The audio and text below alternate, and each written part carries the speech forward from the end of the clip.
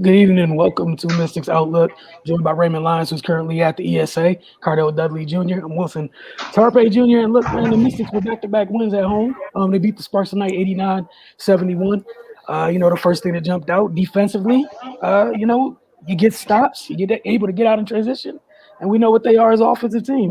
That said, Ray, we'll let you start. Your initial thoughts on Washington's win over LA. I mean, you already know what type of game it was when the dance party breaks out on the sideline with 6 minutes left. But yeah, it was complete domination from the Mystics. Ariel Atkins kind of set the tone early. She started out really aggressive on the offensive end. Started the game with back-to-back threes. Then hit a couple more baskets in the first quarter. But like you pointed out, defensively, man, they were just on top of their game. They were solid inside. They applied pressure on the perimeter. Really, the only criticism that can even be offered is, again, they got a little too handsy and put the Sparks on the line a lot. They sent them to the line 28 times, but it was of no consequence in this game. I mean, they dominated from start to finish. Offensively, they look sharp. I mean, they're a completely different team when Atkins is confident and pressing the issue because she's so dynamic and such a great scorer. It just puts that much more pressure on the opposing team, and then they don't have to rely so heavily on Tina.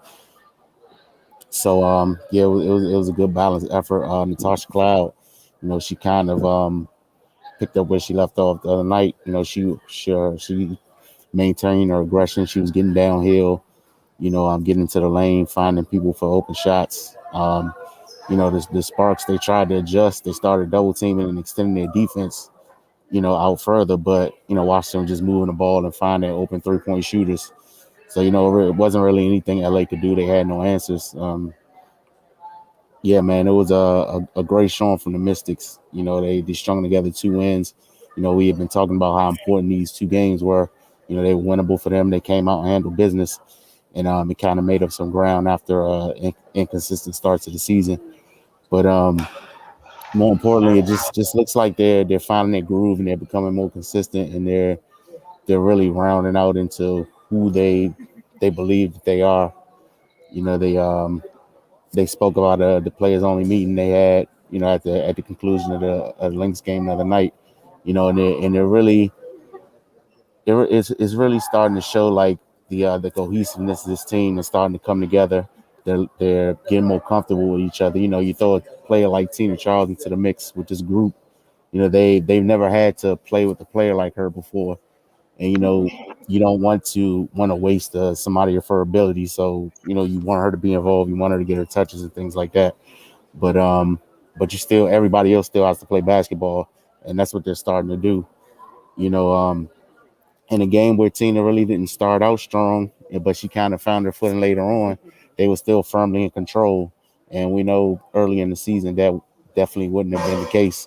It was pretty much Tina or nothing on offense for a lot of those early games. So, it's good to start to see people kind of come into their own and find their way.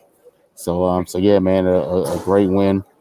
They're now 4-5 on the season. So, hopefully they can just continue to string these W's together. Cardell. Yeah, just feel like the Mystics suffocated them from the opening tip. Defensively, and they let that fuel their offense. That was the theme from the meeting. Instead of trying to let the offense kind of get going like, they did in, the championship year when everybody was there. Now they kind of switched their identity, and I think that was key. They've been struggling trying to find out who they are, and I think they found it. And, they're not 2019 where it's, the pretty, flashy offense, man. What I'm saying? They got to get gritty and grimy and lead with the defense. And then that will help their offense get going. You know what I mean? That's who they are. That's the personnel that they have. I mean, look who you got now starting. The backcourt's the same, but you got to understand that was 2 years ago. Atkins was a different player. Cloud was a different player. They weren't even champions yet, you know what I'm saying? And Tina wasn't on the team. Aisha, think about it, she was a reserve that barely got minutes on that team. You see what I'm saying? It's a totally different dynamic now. Now you got those four leading the way, and they're tough and grimy. They're physical, and that's their identity. And I think they're embracing it. And you see what's happening in the last two games. They're overwhelming teams. It's not even close. The game's over pretty much halftime. You know, you know, I just feel that this is how they got to win, even when Della not come back. And she's not a soft player by any stretch of the imagination. Her game, her offensive game speaks louder than words. You know what I mean? With her ability to spread the floor, it complement what they got going on now.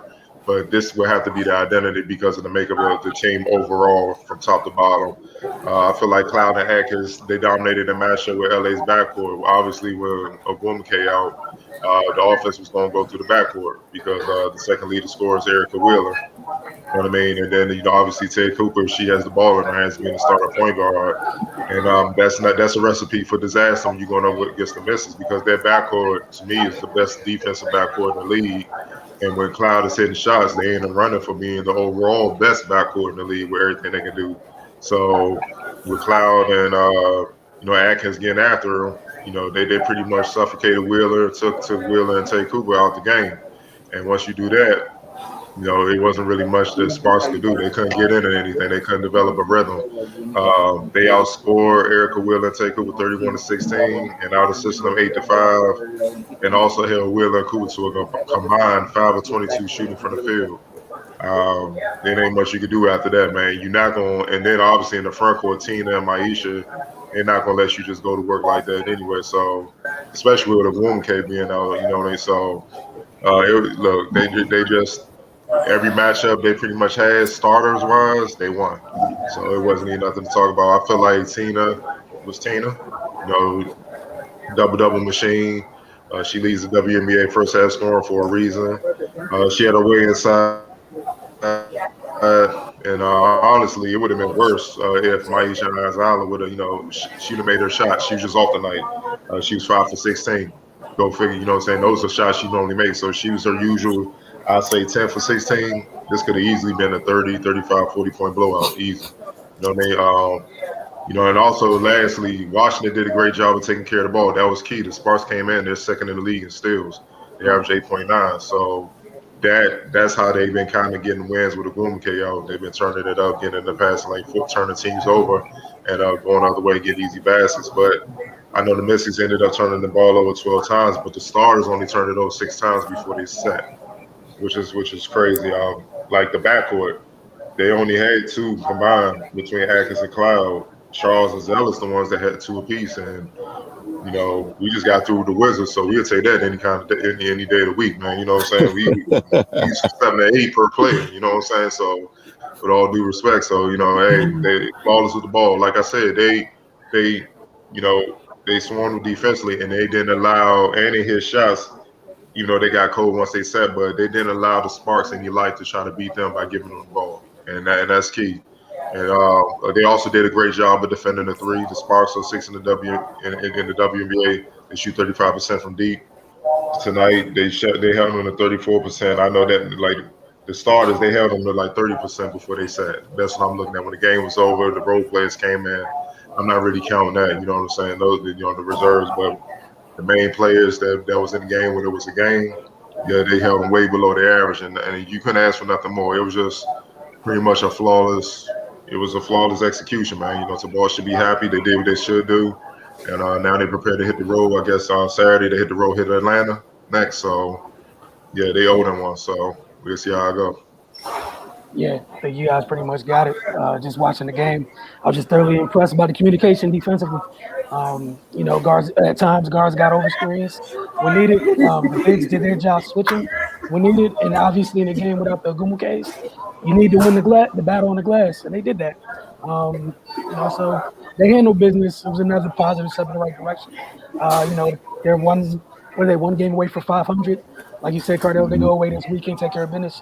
You back to 5-5, I believe, which is closer to where you should be versus where you started. And the other thing is, it's another step of folks accepting their roles and whatnot. I thought they got good minutes from their bench. Period. Plaisance. had 11 points. I think she had 3 blocks. But it was good to see her finally knock down some shots. But it's just another step in the right direction. And again, I think Chrissy said on the broadcast, dealing with LA's annoying, feisty guards defensively is a nice little warm up because the Dream guards are going to be very annoying on the defensive end.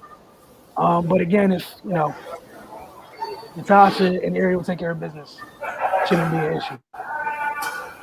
I don't see how that's annoying. They deal with each other in practice every day. They annoying. So and they bigger and stronger like that. Yeah. That ain't phasing them. Not that backcourt.